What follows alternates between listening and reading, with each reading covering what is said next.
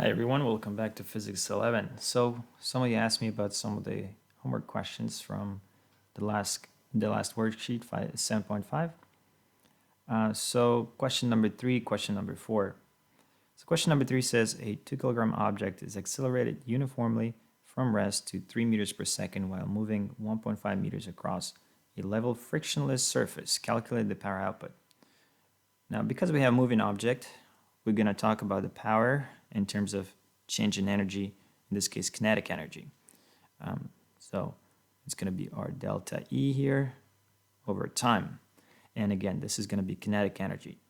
So we can expand this and say, okay, kinetic energy is 1/2 mv squared. So we're going to have mv, in this case, we're going to have our delta V squared over time, which is going to equal to V final squared minus V initial squared over the time.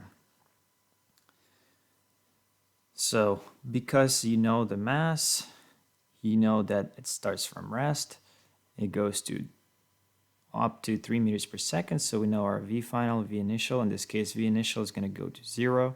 So we can plug in our values for mass, which is 2.00, and then velocity is 3.00. So we have 3 sigfigs over the time. Now here's where people will likely make a mistake. When you look at this question, okay, you have the speed, you have the distance traveled. I can just say, well, speed is distance over time. Therefore, time is going to be distance over velocity.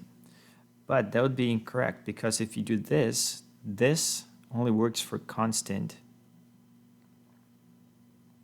v, which means it does not apply to our problem here, because in the question it starts from rest and goes up to 3 meters per second. So that's the final speed.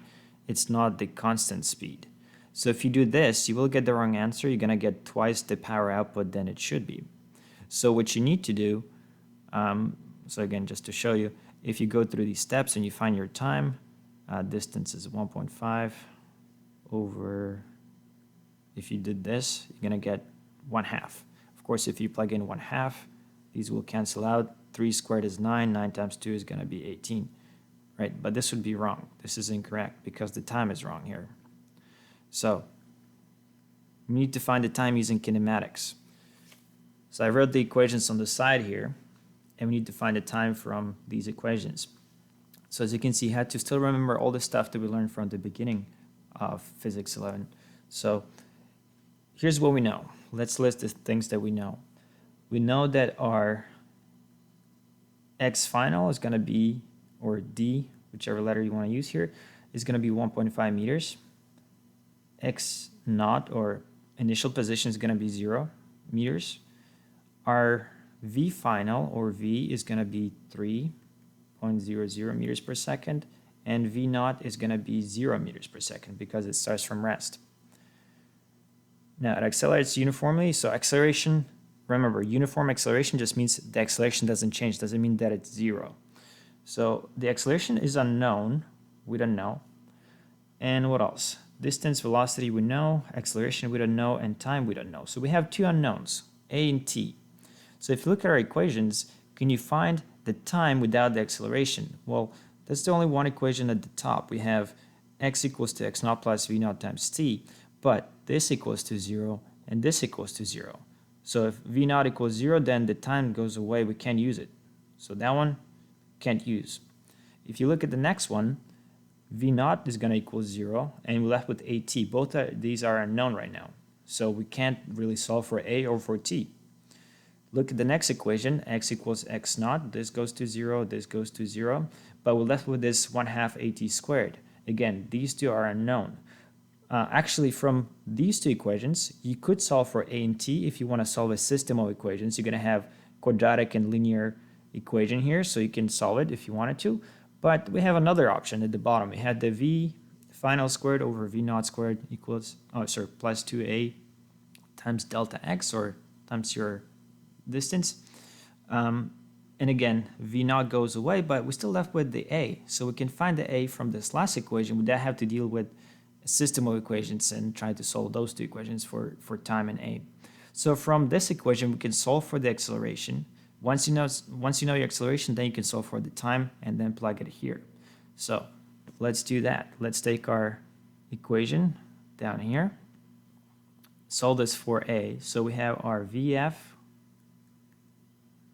squared equal to 2a delta x, right?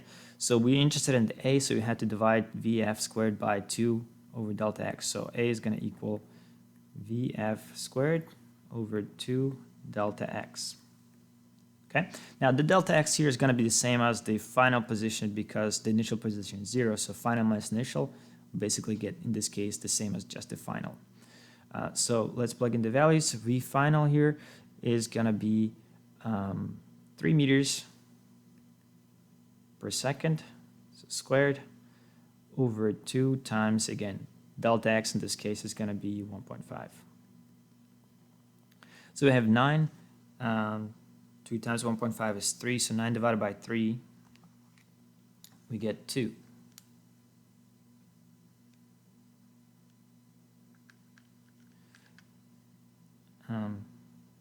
Did I make a mistake somewhere? 9 divided by 3 times 1.5.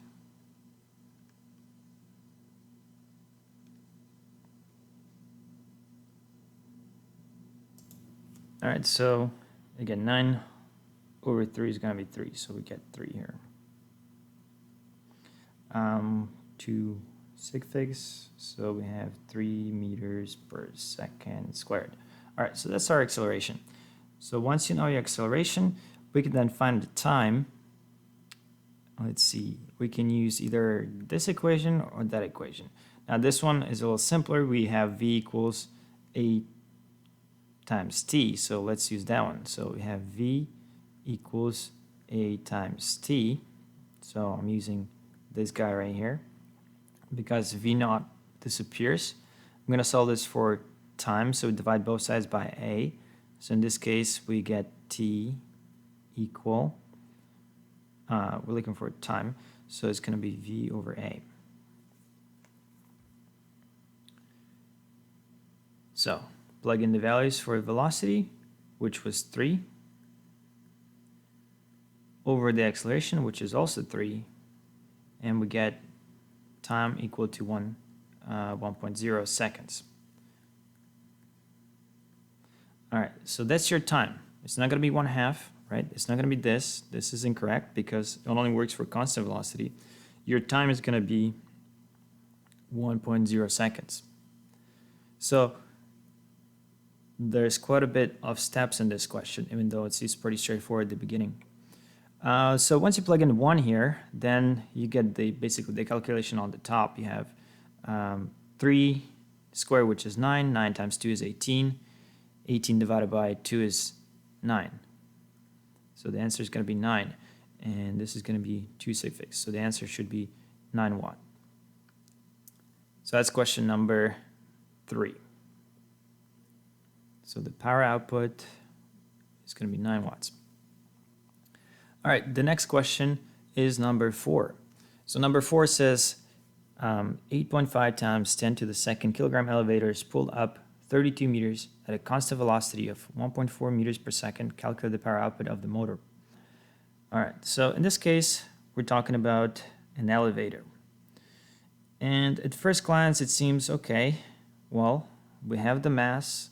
What can we use this? FV. That's one of the equations we derived. We have the velocity, and remember this is constant velocity, so that's perfect. We have remember this only works for constant velocity. But what is the force? We know the mass, we know the distance traveled. How do we find the force? So if you're looking for the force, you have to use dynamics. So make a diagram. Now this is an elevator. Elevators go up and down, so they have cables that pull them up, and it goes down due to gravity. Well, it's slowed down, of course. So we have basically 2 forces acting on it. Tension and gravity. Now, because the velocity is constant, so we have constant v, that means the system will have zero acceleration, right? So when you write your sum of forces along the y-axis here, you're going to have your t minus your fg equals ma, but again, this a is going to equal to 0 because we have constant velocity. So that means that the tension is going to equal fg, which in turn equals to m times g. We know the mass, we know what g is, so that will give us the force that we need to plug in here to find the power output. So all we have to do then is replace our F with the force that we have here, mg, because the force that we're interested in is the tension force, which equals to Fg. So we get this, mg times v. That's our equation that we derived here. And then plug in the values for the mass, which is given 8.5 times 10 to the second times 9.8 times velocity 1.40. So multiply all this together. So 8.5 raised to 10 to the second times 9.8 times 1.4. Made a mistake. 8.5 exponent 2 times 9.8 times 1.4. I get 11,662 joules per second, or watts. Okay, but if you look at the sig figs, this is 2 sig figs 8.5, so we're gonna have to round this to 2, in this case round up to 2 sig figs, so we get this. So the answer is 12,000 watts. Now, could you have solved this question a different way? Yes, you could. You could find the time, because you have constant velocity and you're given the distance traveled. So you could find the time using just the basic equation for constant velocity. So v constant equals d over t, right? You can use this equation to solve for time. Again, this is just going to be v constant here.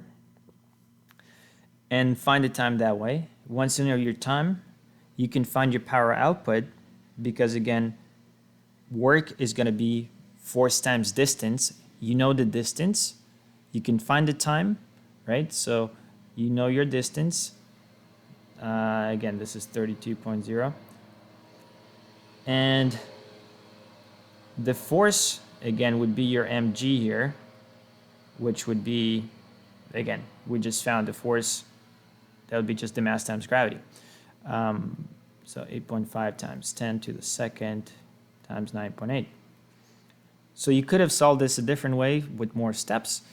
If you wanted to solve for time and then solve for the force separately, and then use the equation work over time equals, well, force times distance over time. You're still going to get the same answer. Okay? So that's number 4. If you have any other questions, make sure you put them as replies on Teams.